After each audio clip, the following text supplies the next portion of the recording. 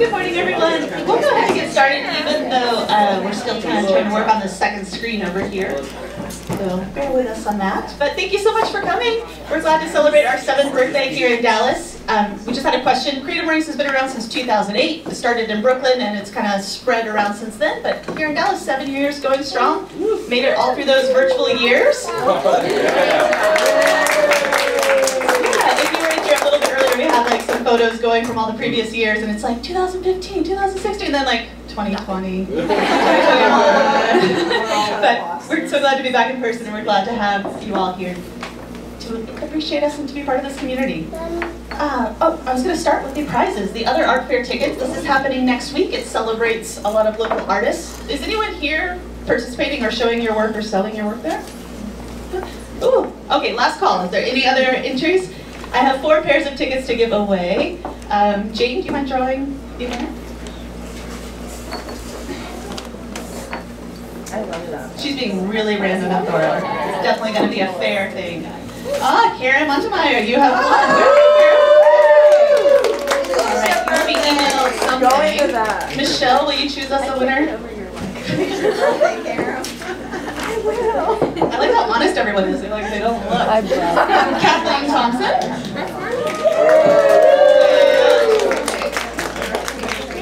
Thank you. A plague. A ghost. Okay, let's try again. It's October. Becca Maxwell. Oh my goodness. All right, so I have one more. Will you grab a winner?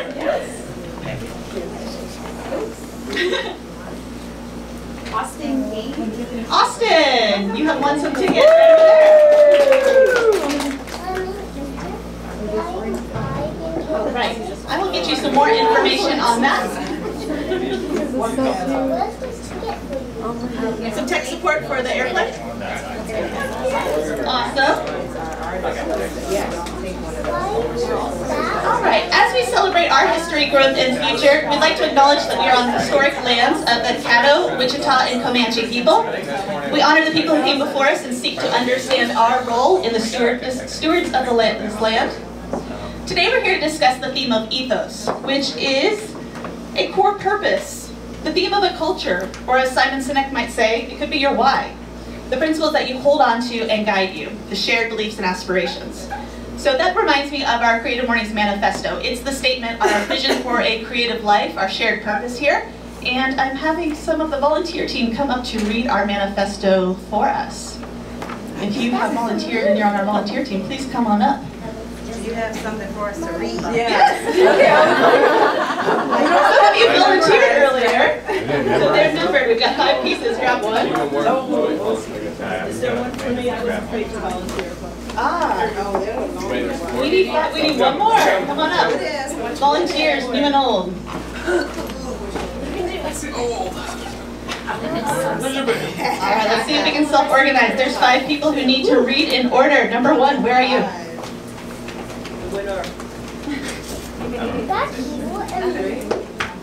Everyone is creative. Oh, I get a big head. A creative life requires bravery in action, honesty, and hard work. We are here to support you, celebrate with you, and encourage you to make the things you love. We believe in the power of community. We believe in giving a damn. We believe in face-to-face connections, in learning from others, in hugs and high fives. We bring together people who are driven by passion and purpose, confident that they will inspire one another and inspire change in neighborhoods and cities around the world. And most importantly, everyone is welcome. The end.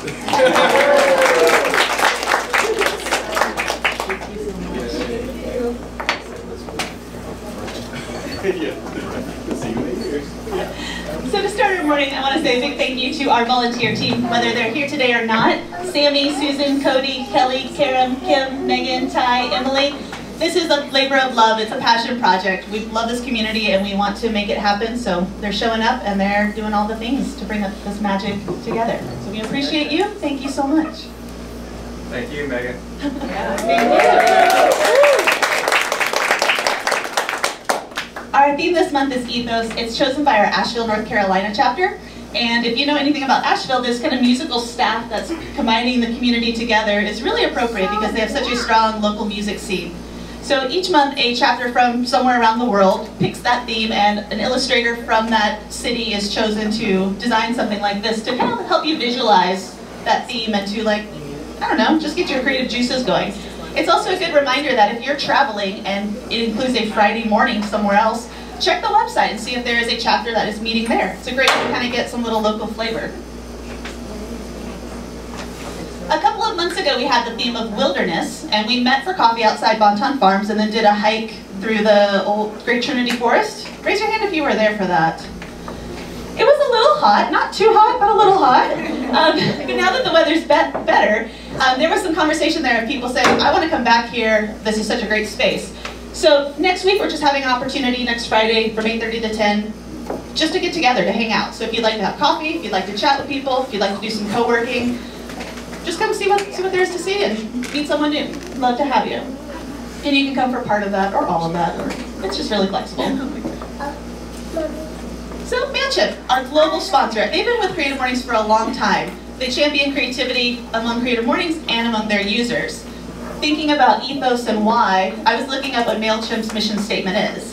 And they strive to create a culture that empowers a humble, creative, and independent workplace, or workforce, I think. So I think they're really kind of doing some neat things. They do a lot of surveys to gather the wisdom in the room and to see what's going on and what trends are happening in your industry. From a recent survey, 40% of entrepreneurs said that winning new business was something that they just weren't doing well. They weren't making time for it. And so this article highlights 3 reasons why that might be happening.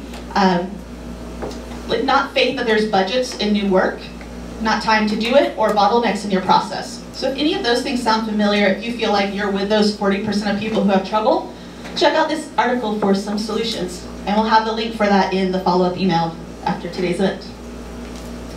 Field trips. You might remember those from your days in school. What were some of your favorite school field trips? Zoo. Zoo? Maybe we need to ask Becca. Favorite field trip? She just said the zoo. Zoo, okay. Anyone else? Museums, art? Did anyone get to go to like the state capitol or Washington, D.C. at some point? Oh, yeah. Nice. The Golden Gate Bridge? Well, you obviously lived out there. Still, pretty awesome. I wanted to tell you about virtual field trips. It's an offering from Creative Mornings. We have hosts come from within our communities to host things about all sorts of things. Drawing, meditation, SEO, how to write effective emails. There are so many things you can learn, and it's the spirit of those school field trips, something to take you away from your day and to learn something new or to enjoy just a moment of a creative practice. So sometimes we have hosts that are from our Dallas community. Kim and I recently attended an event or a field trip last week that was by Volta Volution Smith Color Snack, where she did some watercolors. And then coming up, we have another Dallas site, Andrea Holmes. She is leading a field trip called Art Challenges. It's Thursday, November 10th from 3 to 4. Log in on Zoom, join from wherever. Might even be a good team building activity if you have a creative team to bring together. And Art Challenges is kind of interesting because it makes me think of 2 things. And Andrea is kind of the person to go to for both of them.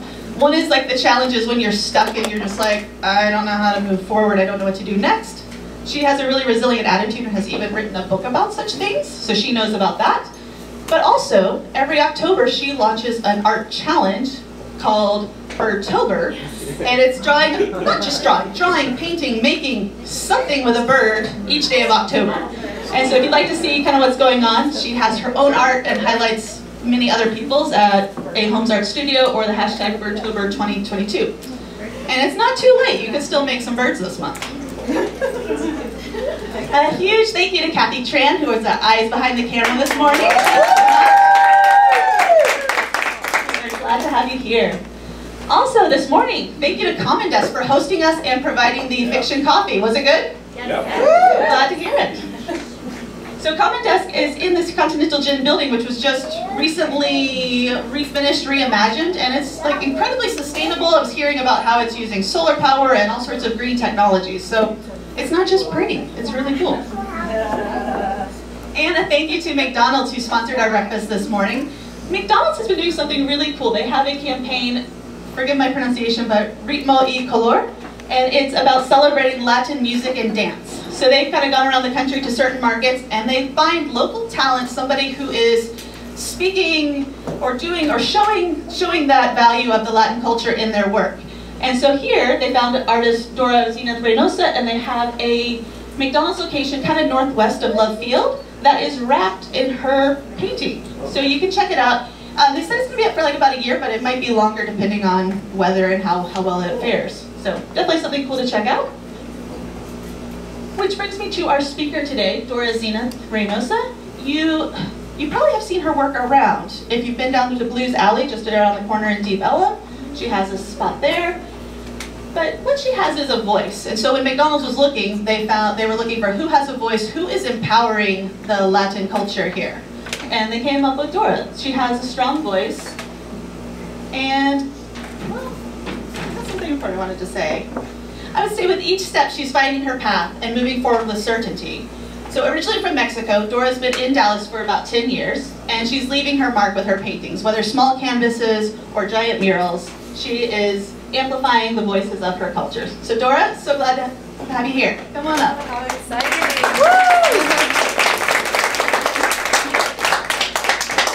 And we're going to have like a bit of an interview format, but I'm going to give it to Dora first to kind of introduce yourself. Yes, thank you so much for being here. I'm so excited to see so many new faces and familiar faces. Good morning, by the way. How's everyone feeling? Good. I hope you're enjoying the doodles and the posters. These posters were given out at the McDonald's location when we did the launch. So I wanted to make sure to bring a few for you guys to have. So thank you for being here, and I'm really excited.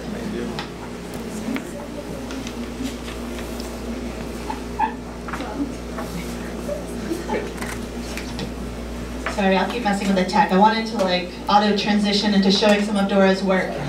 But because we're here to talk about ethos, and I thought that Dora could talk about how you have approached bringing your culture into your work. And was it something you consciously did at first, or was it something that you just noticed kept coming up in your inspiration? It definitely wasn't something I consciously began with. For me, when I started painting, movement was the focus of my work. So I didn't really intentionally start with my Latin roots and how that would integrate into my artwork. It wasn't until I began that exploration with movement and with flow that it really came about. The eye was something that was always integrated into my artwork, and it really began with the aspect of wanting to be seen, and that became very important because I realized how important it is to be seen, and that it's okay to be seen, and understanding and being proud of wanting to be seen. I understood that it was something that we all needed and that we all crave. So I wanted to push that further, and investigating more into my Mexican roots and my Aztec roots, I began to see the eye was very common in their artwork as well. And that was a huge surprise to me when I realized my logo looked just like the Aztec eye. I was like, wow, this is crazy.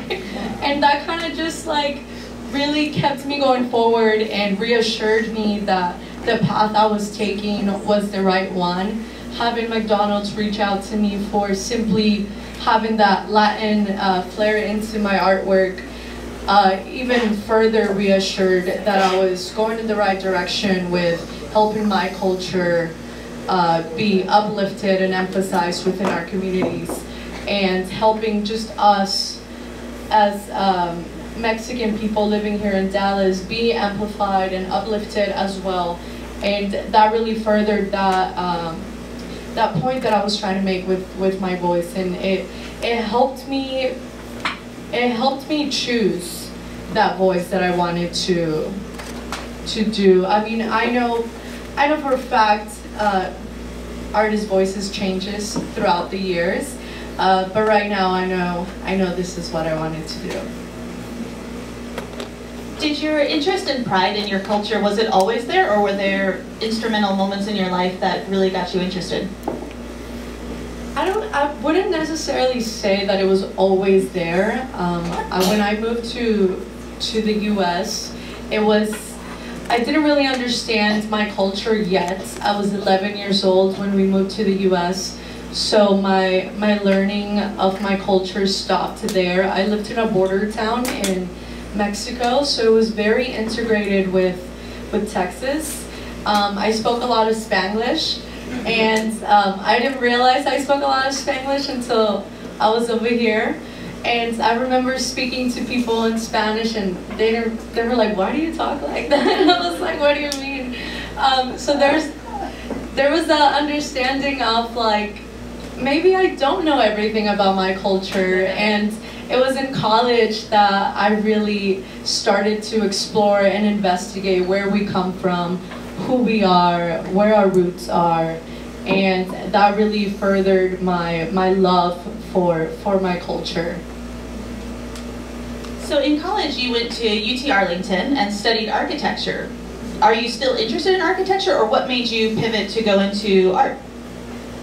I'm still very interested in architecture. I love the art of architecture. I love design, and I really want to further explore that in the upcoming years.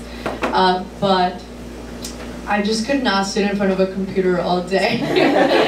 And that's what it was. I did my first internship with Ascension Group Architects in Arlington. I believe they're in Dallas now as E4H Architecture. And we did all healthcare. And I just couldn't sit in front of a computer all day. I remember I would fall asleep on my desk, and my boss would come and tap me, and I felt so bad. But yes, I'm still very interested in architecture. I love design. I love everything about it. Yeah, so now that you're painting and you're working outside and doing big murals, I guess one of my first questions would be, how do you get into murals? It seems very intimidating to do such large-scale things. So where did you start, and how did you get to where you are? Well, thankfully, I had the knowledge of scale and proportions due to my architecture background. So that really helped me to be able to see things in a small scale and then project them into bigger scale. So I had that knowledge. But I mean, it's a process. It can take up to 2 to 3 months. Sometimes they take a lot more than that, and it's a very intimate process that you have with your clients. For me, it's very important to have that beginning brainstorm session to really get everything as to why do you even want this mural? Like, what is the purpose of this mural? And then we can really get into that design aspect of figuring out what we're actually going to put on the wall. But for me, the why is the most important thing when creating these big pieces. I mean, these are big scale. These are pieces that are going to be there hopefully for years, and that's how I was able to do that very easily, I would say, to be able to put that into a bigger scale. It all starts with a doodle. That's how they all. That's how they all start. They all start with the doodle. Just like this one, and then you think about proportion, you think about scale, and there's different ways to project a mural onto a wall. You can do a doodle grid, or you can use a projector, or math. Math has a lot to do with it. Yeah, are there certain colors that you're drawn to that you use repeatedly in your work, or do you have a favorite color right now? I definitely do. I lean a lot towards blues, yellows, and oranges. I wear a lot of blue, I wear a lot of orange, my hair is orange. And I'm like super obsessed with those colors right now. If you see my pieces, there's a lot of blues, a lot of oranges, and red also is very emphasized in my work. What do you look at, or where do you go to be inspired and to get in touch with Latin culture, and like what the visual aesthetics are that you might want to include in your work? There's these books that you can find online. It's called Mesoamerican Glyphs, and they have all these different symbols and all these different little figurines that I'm obsessed with. Like they're just little icons. Like I don't know if there are any graphic designers here, but maybe a few. They're just like tiny little like symbols that, I mean, as a graphic designer, you can have little vector files of it. And I like to play around with them, and those are the things I really look at when working on coming up with a design. How do I create a pattern that works with all of these different elements? I think for me it's very important to know what they mean, because they are sacred to our culture and they did mean something to our culture. So it's very important for me to know what I'm using and how I'm using them. And then I come up with, I work with a lot of patterns, and I love coming up with patterns with all these different like little figurines and symbols, and that's what I look at a lot. I look at that a lot. Yeah. All right, a couple of things. I have a water for you back there, Dora, if you need it. There's a Q&A at the end, but if you think of a question that comes up during it, please feel free to like motion and we can incorporate that. You're talking You can about raise your the hand. symbols. Oh my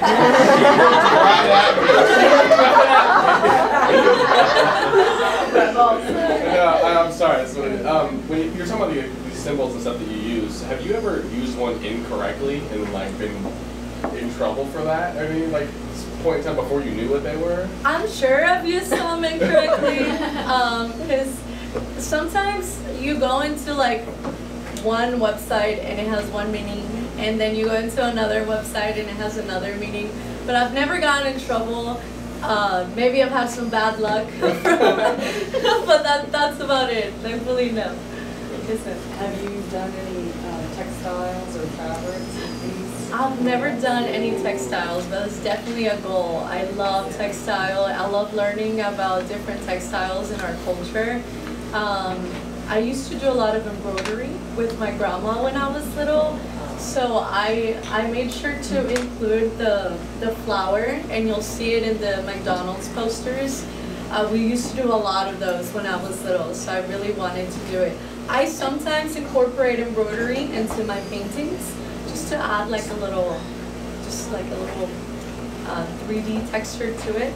Especially if I'm doing flowers, I like to just add little like embroidery to it, just to do it. But I've never done any textiles. That would be sick. I know that you have a partnership coming up that's a chair. Do you want to tell everyone about Oh my God, I'm so excited about that chair. It's by Trippy Outdoors, and they're based out of Fort Worth.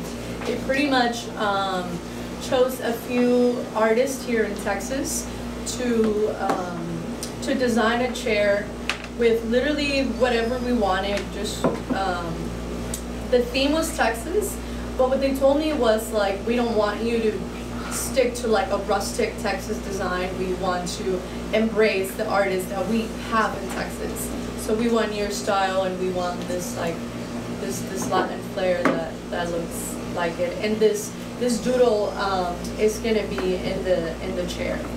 This design is gonna be in the chair. Oh, cool. So we know about your successes a little bit. Do you have any behind the scenes, things going wrong stories to share with us? Oh yeah. I had this one project I just finished in Duncanville, and we have this, besides the By Zenith brand, we have this other brand called Strictly Murals. And this one is all about helping small businesses kind of amplify their brand. And we go around Dallas and Houston to help brands just create murals that are going to elevate their brand. And I had this one client. It's a huge mural, and I honestly thought it was gonna take a week to do. And we were ready to go. We had the projector ready. There's no outlets outside. Like I was like, oh my God, I can't do this. And then next to the site, there's Loop 12. So like it's not like we could go in the middle of the road and project this because it's a highway. So then we had to change plans and completely just like make a bunch of calculations to put this mural up there, and it's literally just straight lines going this way, some are going this way. So I was like, oh, I got this, I'll just project it, it's gonna be perfect. No, it took a month to get this done. Like it took about 2 weeks just to put the mural on the wall, just to draw it. And then it took like another 2 weeks to actually paint it. It was really hard, but thank God for math and my algebra teacher, because it took a lot of math, a lot of formulas I never thought I was gonna use, but shout out to algebra. Seriously, yeah. Do you want to speak to what it's like being a Mexican-American Latin artist in America right now? What is the culture like for you? What are the challenges? It's really dope. I love it. I love sharing my culture. I love being Mexican. I love the colors, the inspiration that I will constantly always have. I love the textiles. Everything about the aesthetic of our culture really calls my attention. I think doing things, looking at my early work, I still see it in my artwork now. I have doodles all over my house that I find, and I'll just frame them and put them up on my walls. And I have friends come over and they're like, these really look like what you're doing now, even though they're from like 4 years ago. And I think it's really neat to see that still be present in my artwork. That whole idea of movement is still very, very present. And I see that a lot also in just the way that we grew up. I mean, we grew up dancing cumbias all the time, norteñas, because I'm from the north. So we always grew up dancing. I used to sing a lot when I was little. And I've always been very active, so I'm not surprised that my artwork is very, very active. There's a lot of flow and there's a lot of movement. And for me, flow was everything. Being stagnant really brought a lot of, to say, I guess, depression. I remember when I did my architecture internship, I was in a very, very bad mental health state. Just because I wasn't moving. I was literally just sitting in front of a computer. There was no movement in my life. Even after, it would drain me. Looking at a screen all day was draining to me. And I really felt like I was doing everything wrong until I found that idea of movement. And now that's all I embrace. When I work, if I'm working and I don't feel that the movement is there, then I don't feel like it's me. When I'm working, I don't really know. I always start with a blank canvas. I never have like an idea of what I'm gonna do, but I know what it's gonna feel like in my body. I don't know if that makes any sense, but I like to move with the canvas and with the brush, and these shapes come out of that. So they're very familiar and they're repetitive because it's that repetitive movement that I like to create. Yeah. But Somebody had nods for that. I love that one. A question over here? How did you transition? I just attended a conference and there was a conversation about being artists, right? How did you transition from being just an artist to being an entrepreneur? Because it sounds like you have a business and you have a business model for this. So. Yes. I started painting for myself in 2018. And then in early 2019, it's when I said, okay, if I'm really gonna do this, I'm gonna start it as a business. So from day one, it began as a business. And it began with listening to a lot of podcasts.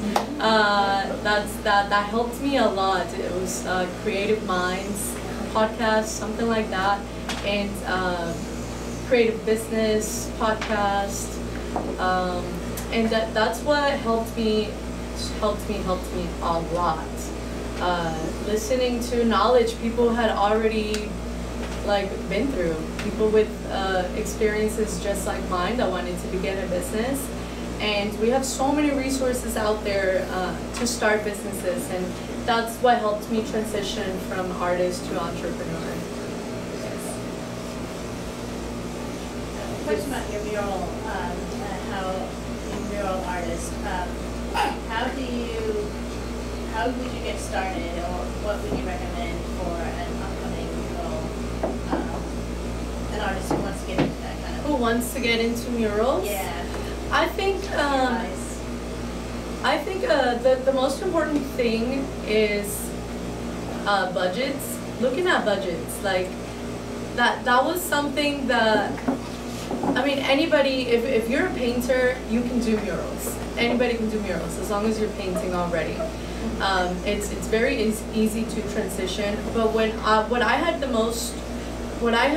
a hard time with was making sure I stay in budget in order for your mural to be profitable, right? So it's gonna take maybe 2-3 murals to really understand, but why not save yourself the time and look into it beforehand? Looking at how much you're gonna spend on materials will really help price out your murals and be able to give your clients an accurate quote. That's really helpful, because other than that, you're ready to go. Like, whether you think you're ready or not, you're ready if you're already painting. If you're a creative, you're ready. It's the business side that gets tricky, and that would be my advice for somebody getting started. Yes. Can I give you a tip, a practical tip? I have a client who's a muralist in Twin Cities, and Thumbtack is it's a website where people go to hire people to do custom work on their homes and stuff. And once she got onto Thumbtack, which she's pretty much had I've never heard of them. Yeah, look it up. Yeah, and I think it's everywhere. Yeah, it's a way to hire people, but once you get into the loop, that's a great way to be in contact with people that want murals. Yeah. You can't charge your client the price of materials? Oh no, you include it into your budget for sure. Get the materials ahead of time? Some people do, some people don't. I personally include it in the whole quote. Everything it's just included into there. So I'm not telling them like, this is how much you're paying for the materials. It's just included into the quote. And sometimes you may spend less, sometimes you may spend more. But I always make sure to have a little bit of room, just to, in case anything happens, in case the color wasn't right, you already bought the paint. You have a little bit of breathing room to get more paint. Yes. How much influence do you think social media had on McDonald's finding you? Oh, that's how they found me. Yeah, I asked them when we had our initial call, which was crazy to me. I remember they had reached out to me through email, and they didn't tell me who they were. It wasn't McDonald's that reached out. It was their marketing and activation people that reached out, and they just told me, we have a client that loves your artwork and wants to work with you. Let us know if you're interested on hopping on a call. And I was like, okay, sure. Why not? And then they were like, okay, well, beforehand, we need you to sign an NDA. And I was like, what? Okay. So I was like, I'll sign it right now. I was very interested then. I was like, okay, let's do this. Curiosity factor. Yeah, for sure. I was actually working at Beck Elementary when we had our call. It's one of the murals that comes up, and the first slide was the golden arches, and I was like, oh my god, there's no way. I was like almost walked out, threw up. But I asked them, I was like, how'd you guys find me? And they were like, we just looked up, they were following a hashtag on Instagram, local Dallas artist, and I was like, yeah, I'm gonna make sure I use that one all the time. And that's how they found me through Instagram. So just to piggyback on that, how many followers did you have at that time? I think I had maybe like 2,800, something like that. Okay. Yeah. Well, McDonald's is like a dream brand to collaborate with, but is there anything like aspirational, any like aspirational brands that you want to work with? I don't know. Honestly, there's a lot of brands I see coming up, and I really want to work with those brands. I think helping each other grow is awesome, and there's a lot of Latino brands I really would love to work with. I want to do nails. I think that would be really cool to have like designs on nails that we can like kind of like the press-ons. Yeah, that would be so cool. I would love to do that. And I really want to do more packaging. Like, that would be really cool. I really want to see my designs in that packaging stage. I asked McDonald's if I could design a Happy Meal box, but they didn't let me. They were like, we can't touch any of the packaging, the people that I was working with. And I was like, well, the idea is if you guys are interested, I'm open to it. Product you wanted to do packaging for? Or just like anything? Or? Oh man, I would love to do anything. As long as like, it's a box, you can put stuff. Yeah, water bottles, like just things like that would be so sick. Yeah, that would be cool. But yeah, I've seen jarritos would be really cool to work with. I've seen they've been really pushing that as well, those ideas of like uplifting Latino voices. I think that would be cool to work with. Bimbo, these are all like Mexican brands. I think that would be really cool. I grew up with this brand, so that would be really dope to be able to like go back and do that. I haven't been to Mexico since I moved in 2006. I'm a DACA recipient, so I'm not able to go back, but hopefully soon. We're fighting every day. Yes. That's me in Mexico when I was little. This is in Garland. They did like a beautification CD project. It was really good. Cindy, a question. Yes. Yes, did McDonald's put any restrictions on the art or the output that we came up with? They had no restrictions for me at all. They also, the direction they gave me was like, we want you to showcase your artwork. We want you to showcase your designs and your Latinidad. That was the only thing they had to showcase my Latinidad, and I was like, done. Follow-up question, did you come up with several designs? No. Or just whatever you came up with, was it? I came up with one design. This was a very fast-paced project. It was like, okay, this is what we have. We need it like in 3 days type of thing. So, you know, I was like, okay, we're not sleeping this week, I guess. Because I still had projects going on. As a muralist, you schedule yourself out 2-3 months ahead, right? And McDonald's comes up and they're like, we need to get started like next week. And I'm like, wow, what do I do? I did think like, I had to think about it because I was just like, I don't have that time. So do I really want to do this? And then I really thought about the brand, you know, it was such a big brand to work with, such a big collaboration. I just thought to myself, it's gonna be worth it. And I spoke with my clients, and some of them we were able to push back further, and some we weren't, and I just worked with it. And yeah, they thankfully didn't put any restrictions on me. It was all about me pretty much. Yes. I know you say we a lot. Who, in addition to yourself, like who you work with, like who's your support system? Man, my support system are my friends, my family, everybody. And I say we because this, it isn't always just me. I do hire assistants every once in a while. It's not always just one person. But that's why I say we a lot, because it takes more than one person to do this. These are big pieces. These are things that if I did them by myself, I would never finish. Never.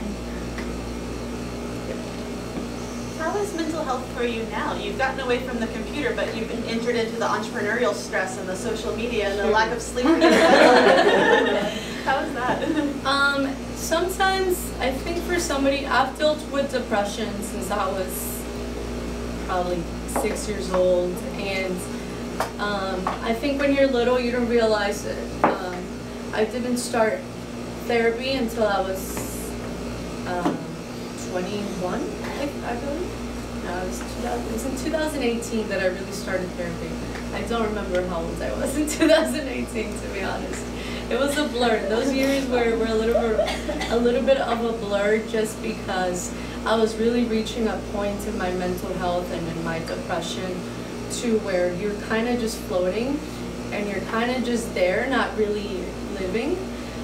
So right now I feel much better. I feel much, I have a lot of tools now that I can use to, where if I do find myself in a depressive episode, I am able to recognize it, and that self-awareness really helps you overcome those feelings and understand that these are just feelings, that they are not who you are, they are just something you're experiencing. So I would say it's definitely a lot better, and my artwork has definitely helped get to those spots for sure. Yes. But I do want to mention I'm very interested in doing another mural at an educational institution. So the one we did at Beck Elementary, we were able to get a grant from the city of Garland, and that's how we were able to pay for that mural. So I'm looking to get another grant and hopefully get McDonald's involved so that they can. So if anybody has an elementary school that they would like to point out that could really benefit from a mural, that would be amazing. Yes. I have a question. Were you able to get any of the kiddos involved in that mural? We got every single child in the school involved. It was amazing. So what we did was I put the mural up, and then I did little boxes. So we did like a paint by numbers, to where the kids would come up, grab like a little paint thing and match the number. And then we had all the teachers come. We had other teachers from other schools come, and then me and this other artist finished it up at the end just to clean everything up. But it was really adorable to see. Like, we started with pre-K, and oh my god, it was the cutest thing.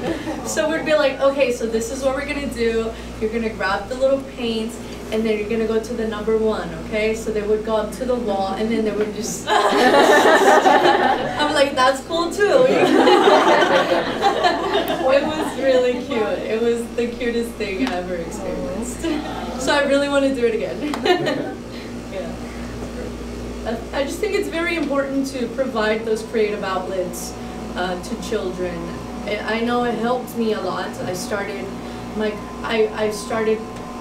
drawing when I was 3. My dad introduced me to it, and I was always in drawing competitions in Mexico.